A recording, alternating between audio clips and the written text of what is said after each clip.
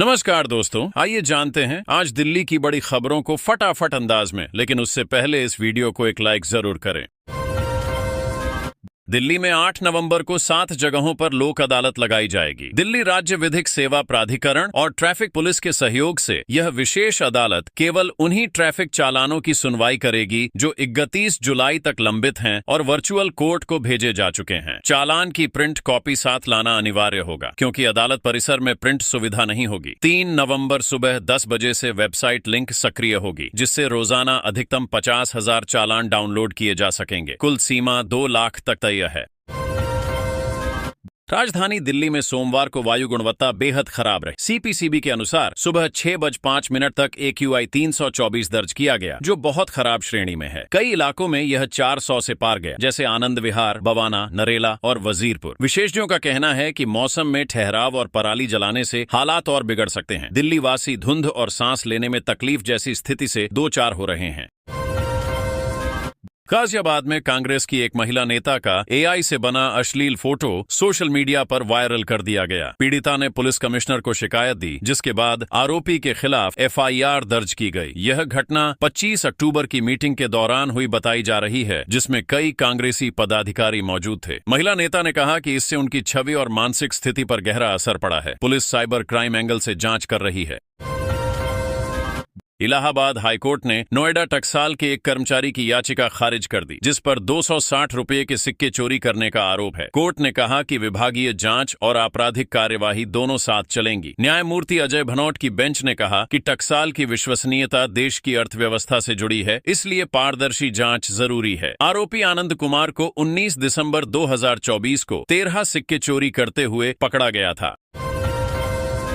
Delhi high court ने राजधानी के 2 सरकारी स्कूलों में प्रिंसिपल की गैर मौजूदगी पर सख्त टिप्पणी की। कोर्ट ने कहा कि बिना प्रमुख के कोई संस्था सुचारू रूप से नहीं चल सकती, जैसे बिना मुखिया के घर नहीं चलता। दिल्ली सरकार को तुरंत दोनों स्कूलों में प्रिंसिपल की नियुक्ति के निर्देश दिए गए। शिक्षा निदेशालय ने हलफनामे में माना कि जुलाई 2025 से दोनों स्कूलों में प्रिंसिपल का पद खाली है। गाजियाबाद नगर कोतवाली क्षेत्र से एक चौंकाने वाली घटना सामने आई है। यहाँ एक युवती ने अपने मंगेतर पर शादी से पहले बुलाकर दुष्कर्म करने और बाद में मोटा दहेज मांगने का आरोप लगाया है। बताया गया कि दोनों परिवारों में शादी के लिए 60 लाख रुपये और एक कार तय हुई थी, लेकिन आरोपी युवक ने करोड़ों के दहेज की मांग कर रिश्ता तोड़ दिया। शिकायत के बाद पुलिस ने आरोपी अंकुर चौहान के खिलाफ दुष्कर्म का केस दर्ज कर जांच शुरू कर दी है। दिल्ली सरकार ने राजधानी की सफाई व्यवस्था को बेहतर बनाने के लिए MCD को 615 करोड़ रुपए का लोन मंजूर किया है। इसमें से 175 करोड़ रुपए की पहली किस्त जारी भी कर दी गई है, जिससे सड़कों की मशीनों से सफाई और ठेकेदारों के बकाया भुगतान में मदद मिलेगी। सरकार ने शर्त रखी है कि आगे की राशि तभी जारी होगी जब MCD विस्तृत खर्च रिपोर्ट देगी। निगम ने बताया कि फंड की कमी के कारण सफाई व्यवस्था पर असर पड़ रहा था। अब नई मशीनें खरीदी जाएंगी और कई पुराने क्षेत्रों में हफ्ते में एक बार मशीनी सफाई की जाएगी। गुरुग्राम के सेक्टर 110A के निवासियों के लिए खुशखबरी है। हरियाणा शहरी विकास प्राधिकरण HSVP अब इस सेक्टर में एक आधुनिक बाजार विकसित करने जा रहा है, जिससे लोगों को रोजमर्रा की खरीदारी के लिए दूसरे इलाकों का रुख नहीं करना पड़ेगा। यह बाजार करीब 30 एकड़ क्षेत्र में द्वारका एक्सप्रेसवे के पास बनेगा। इस सेक्टर में फिलहाल लगभग 125 परिवार रह रहे हैं और 50 मकान निर्माणाधीन हैं। स्थानीय लोगों की यह पुरानी मांग थी, जिसके लिए उन्होंने हाईकोर्ट तक गुहार लगाई थी। अब मंजूरी के बाद बाजार के विकास कार्य जल्द शुरू किए जाने की उम्मीद है।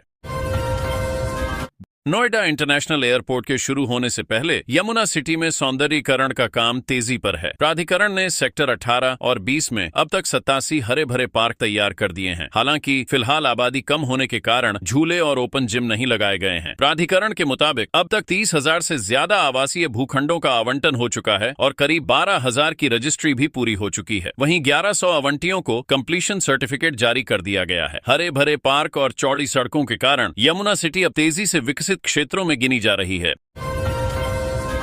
दिल्ली पुलिस की एटीएस टीम ने वाहन चोरी करने वाले कुख्यात गिरोह का भंडाफोड़ किया है। गिरोह का सरगना आजाद खान उर्फ लड्डू चोरी की स्कूटी पर ब्रिटानिया चौक के पास पकड़ा गया। जांच में खुलासा हुआ कि वह नशे की लत पूरी करने और जल्दी पैसा कमाने के लिए गाड़ियां चोरी करता था। पुलिस ने उसकी निशानदेही पर 7 स्कूटी और 13 मोटरसाइकिल बरामद की है। शुरुआती पूछताछ में आरोपी ने दर्जनों वारदातों में शामिल होने की बात स्वीकार की है। पुलिस अब यह पता लगा रही है कि चोरी की गाड़ियों का नेटवर्क किन जिलों तक फैला हुआ है।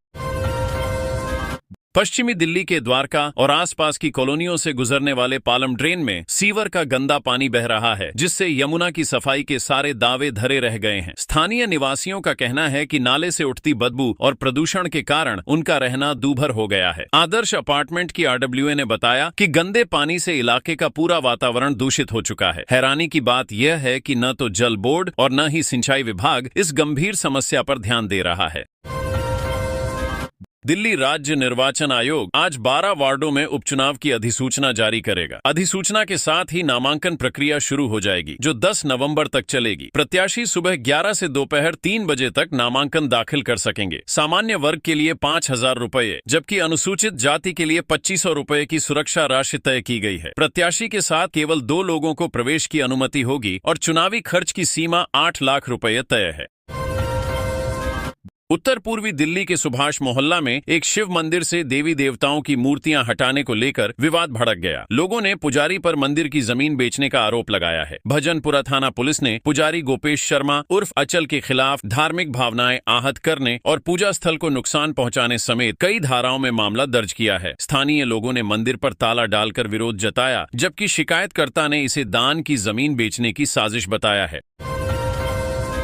दिल्ली में बढ़ते वायु प्रदूषण को देखते हुए BS3 और उससे कम मानक वाले व्यावसायिक वाहनों के प्रवेश पर प्रतिबंध लगा दिया गया है। राजधानी के 23 सीमा चौकियों पर परिवहन विभाग और ट्रैफिक पुलिस की संयुक्त टीमें तैनात की गई हैं। पहले ही दिन इन चौकियों पर वाहनों की सघन जांच की गई और नियम तोड़ने वालों को वापस भेजा गया। वहीं बसों और टैक्सियों को छूट दी गई है। सरकार का कहना है कि यह कदम वायु गुणवत्ता सुधारने की दिशा में सख्त कार्रवाई का हिस्सा है। दिल्ली मेट्रो की सुरक्षा व्यवस्था पर सवाल उठाते हुए एक RTI में सामने आया कि पिछले 5 सालों में हर साल 300 से 500 CCTV कैमरे खराब पाए गए। 2022 में यह संख्या सबसे अधिक 503 कैमरों तक पहुंची। DMRC ने माना कि खराब कैमरों की मरम्मत नियमित रूप से की जाती है, लेकिन महिलाओं की सुरक्षा पर केंद्रित हर हाक NGO की रिपोर्ट कहती है कि पुराने स्टेशनों और ऑफ पीक घंटों में निगरानी कमजोर रहती है। दिल्ली मेट्रो में फिलहाल 24,000 से अधिक कैमरे लगे। भारतीय महिला क्रिकेट टीम के शानदार प्रदर्शन ने पूरे देश में जश्न का माहौल बना दिया। दिल्ली के पब, बार और रेस्टोरेंट्स में जैसे ही शेफाली वर्मा ने चौके छक्के बरसाए, वैसे ही इंडिया इंडिया के नारे गूंज उठे। कनॉट प्लेस से लेकर राजौरी गार्डन तक हर जगह क्रिकेट फैंस का जोश देखने लायक था। बड़ी स्क्रीन पर लाइव कमेंट्री के बीच लोग झंडे लहराते, नाचते और खुशियां मनाते दिखे। शेफाली के बल्ले से निकले पहले 6 ने मैच की दिशा बदल दी और दर्शकों में जोश भर दिया। देश भर में यह जीत दिवाली जैसी खुशी लेकर आई।